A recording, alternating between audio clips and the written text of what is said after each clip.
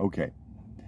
And Mrs. Bynum was the one teacher that introduced me to books as reading for personal enjoyment, research, and to read to learn what's going on in the news. Think about it, analyze it, and then repost it for other people to see. We had a class newspaper. I was part of that editing team that did that. On every week, we would spend the morning taking newspaper articles from the newspapers that we had there.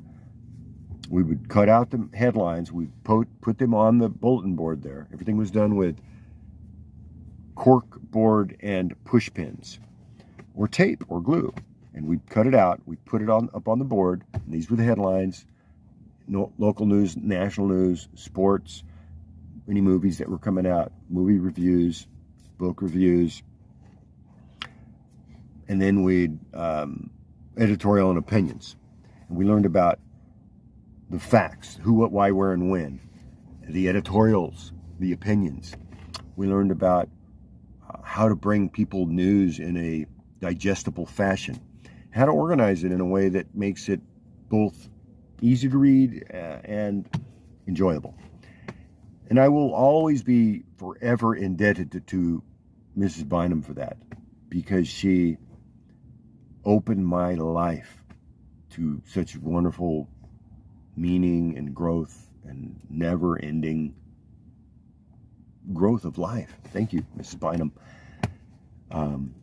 Now, to say all that was, she was the one that had a great idea to move my desk into this utility annex. Now, it wasn't like I was in a closet where the doors were shut. It was actually a library in there.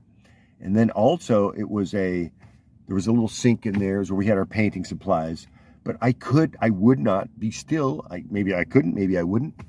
She never seemed angry with me, though. She laughed. She always laughed. She always laughed. And she always laughed at all the jokes I told.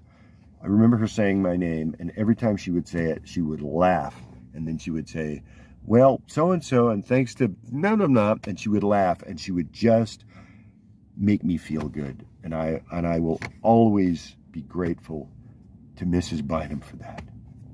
Because you don't know what it means.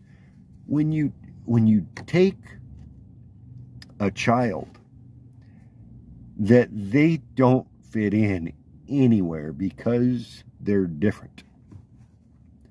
And here comes along a teacher that sees that and